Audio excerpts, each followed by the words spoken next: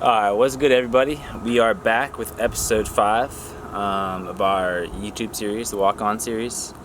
And actually, I thought about it just why did I call this series the Walk On series, guys? And it's because I feel like this is like my walk on year. If you guys know anything about like college sports or anything, you have like scholarship athletes, walk on athletes. While I was in college, I ran track, and I was a walk on athlete, and it's just different mentality because it's like you're earning your spot every single day. You're doing it because you love it. You're not getting paid for it. I don't have any sponsors. I coach myself. I really, the only income that comes from this is through my coaching and through my business. So it's really just kind of like my walk-on year. And, I'm just here to do the work, show up, and, bring my best and just keep moving forward and earn our way up the ranks. But we're going to start this one out, guys, with a Q&A. Got a lot of Q&As actually this time. I'm going to pick the top 4 questions that I liked. And the first one we're going to start out with is, what is your approach to peak week? So, you guys, my approach to peak week is, my goal is to be ready early.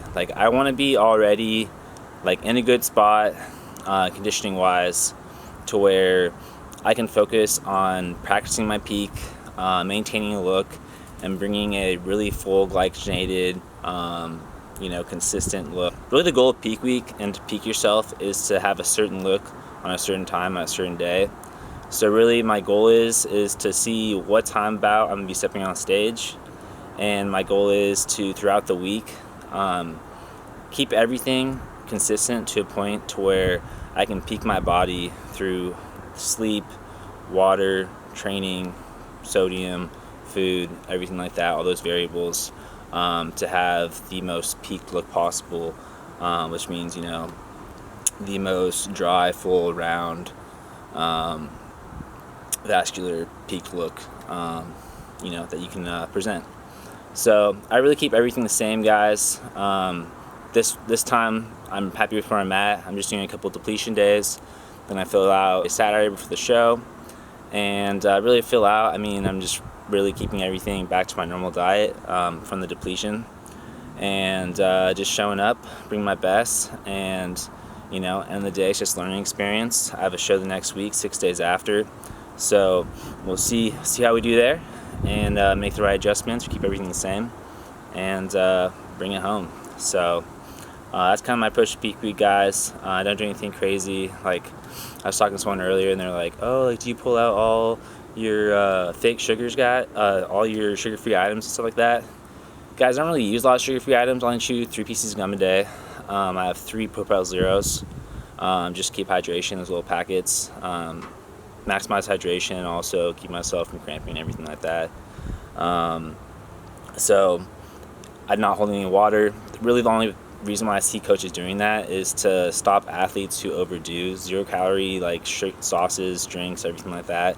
Because, you guys, the food labels might say 10 or 5 or 0, but really it could be 4, 9. The labels have flexibility of how many calories they have to show on the label, if it's under an insignificant amount. So it could be 4 calories per, and they'll say 0 calories, or 5 or less. And if you have 10 pieces of gum, you have a lot of sugar-free sauce, you have a lot of diet sodas that can add up to 100, 200 calories pretty quickly, and then that's what's throwing you out of your deficit or causing your issues. So that's really why I see a lot of people are pull those things out during peak week, but I keep really everything the same, pretty consistent. So that's kind of my approach to peak week, guys. I do have a split that I do as well, where this week I'm doing legs on Monday, chest on Tuesday, back on Wednesday, shoulders Thursday, arms on Friday, and then I like to do kind of a little full body shakeout, just get the blood flow going, a little cardio the day before the show. And yeah, just because my body's used to it, and I find I just have a better look if I just stay active. So that's just kind of my approach to peak week, guys. A little different for everyone, but that's how I go about it. Alright, next question, guys. What is the best quad exercise, guys? So there's no best exercise, guys. But to be honest, for just hypertrophy and safety and everything, I think it's going to be a knee flexion exercise that's going to get the quad to go in its fully stretched position and contract all the way, that you can load consistently and safely progress on, guys. A lot of people with back injuries see great development with quads, with quad extensions. There's a Brad Schoenfield study that shows that if you do assisted concentric with like 2 legs up quad extensions and then 1 leg overloaded eccentric, that yielded the best quad growth for hypertrophy. But you guys, hack squats, you can't go wrong with those. Really, any knee flexion exercise that you like, that you feel really well, is going to grow your quads. All right, next question. What do you look for in a protein supplement? So the protein I've pretty much been using 100% for probably the last 3 years is All Max Isoflex. It's one of the most, if not the most pure protein on the market. How you can gauge the purity, guys, is you take the full grams of the serving. So say it's like 32 grams in a serving, and it's 27 grams of protein, like 1 gram of fat, and like 1 carb. That's gonna be 29 total of fat, carb, and protein, right? And then the rest will be filler. So you're looking for a protein that has the least amount of filler possible. And then, I look for one that's like pretty low in carb and fat, just a pure protein source, because I like my variables with food to be super interchangeable, to where I just pull something out and I know exactly what it is. That's why I don't like things with long nutrition labels. And I digest it really well. A lot of my clients really like it as well. Everyone who I've had switch to it, especially the chocolate peanut butter, everyone just has that as their main go-to. And but there's also other brands that are good out there. I'm not affiliated with All Max, but that's what I look for. All right, last question. How old were you when you turned pro? So that's 24 years old, guys, when I turned pro.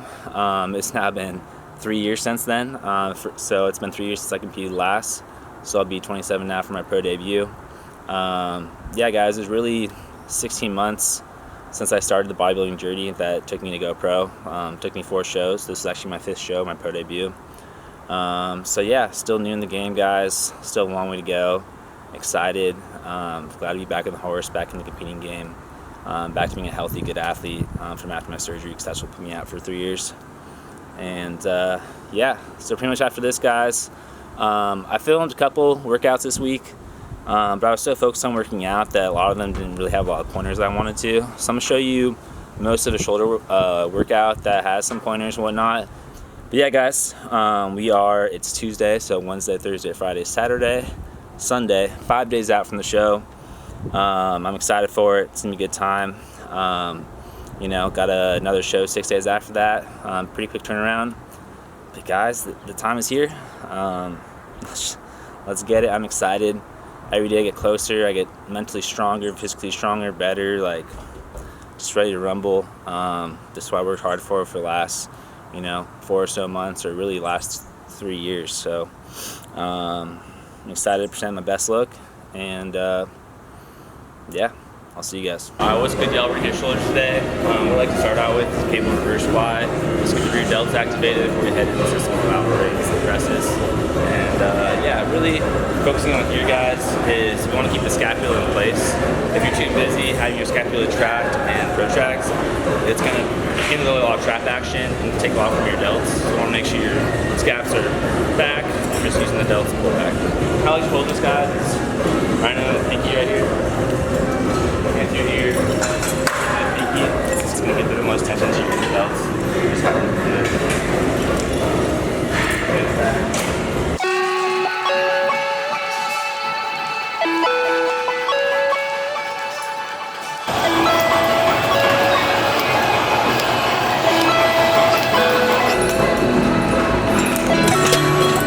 Alright, y'all, so this is my favorite version of dumbbell lateral raises. What we're going to do is we're going to put our chest up against this. And this is going to get us at a good angle to actually lift up through our delts, from the isolate our delts. Really driving it out in a way, guys. Not just lifting up. We don't want to lift up with our traps. We want to drive out, popping the delt out, using the delt muscle, guys. What we're going to do is put it right into our chest. Here. Drive out.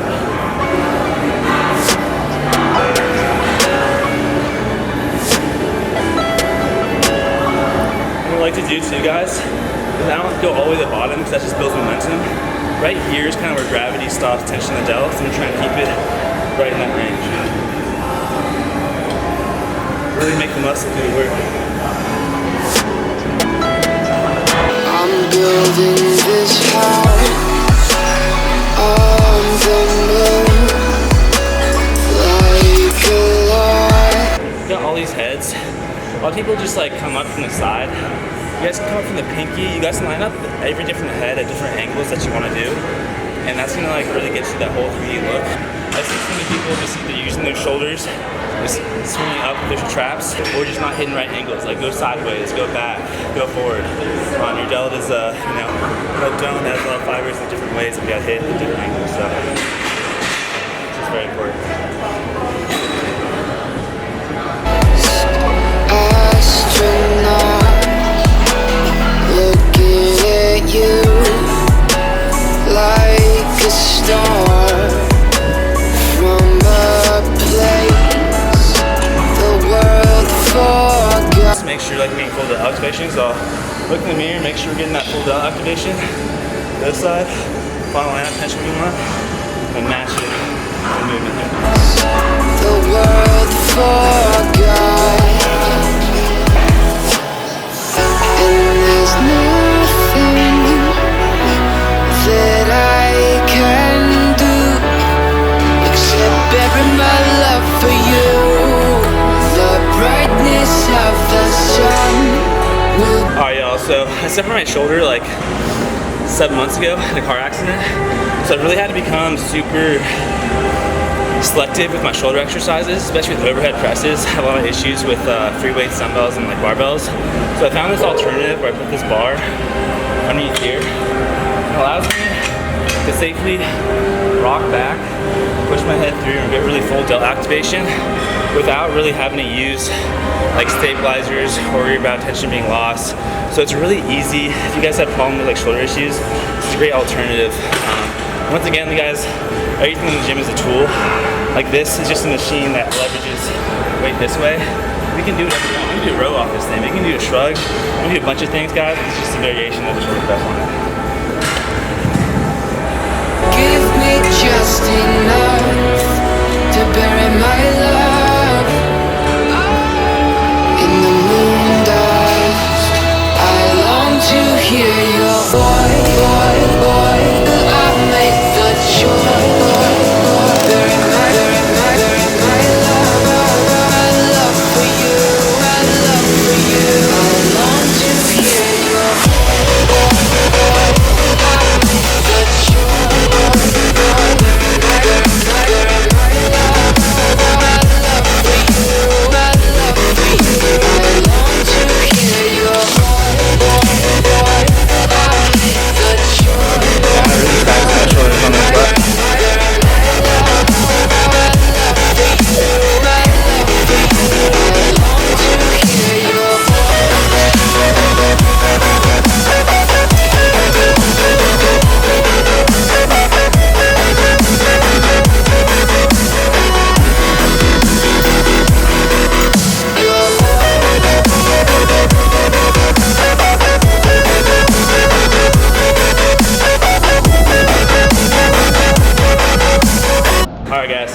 So we're gonna hit upright rows.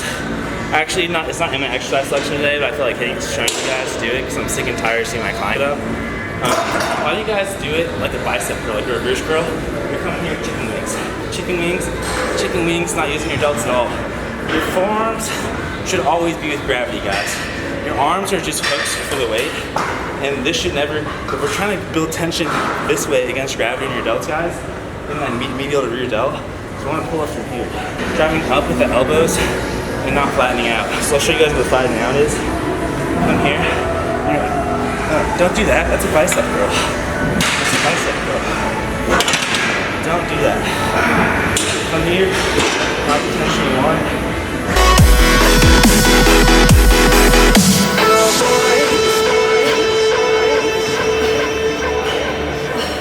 Nothing can breathe in the space colder than the darkest sea. I have dreams about the days driving through. Actually, fuck it, I can't like these. I'm gonna take up more.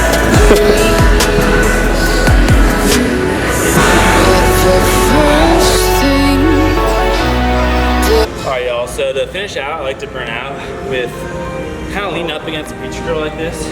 Just gives me a good angle to get some like good delt work with the front raise, lateral raises, everything like that, different angles. What I will do is bury my love for you.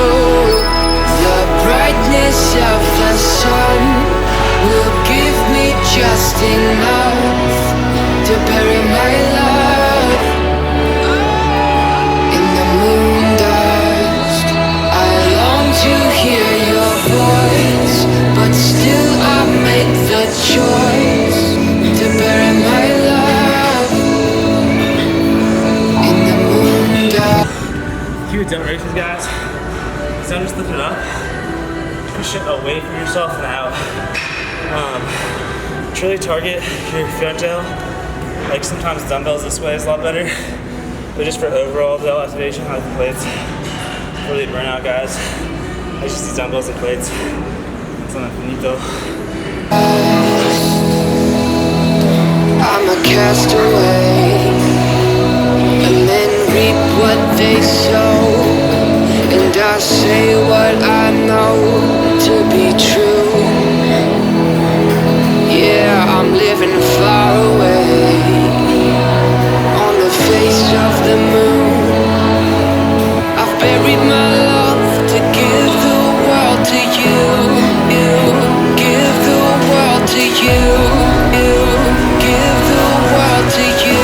Give the world to you. World to you.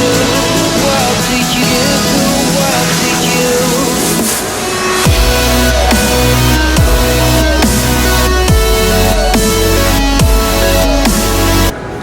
Alright guys, I'm pretty burnt. My pump is gone. I used my glycogen. I'm gonna do some posing, do some cardio, get out of here, get my recovery on, and I'll see you guys next week.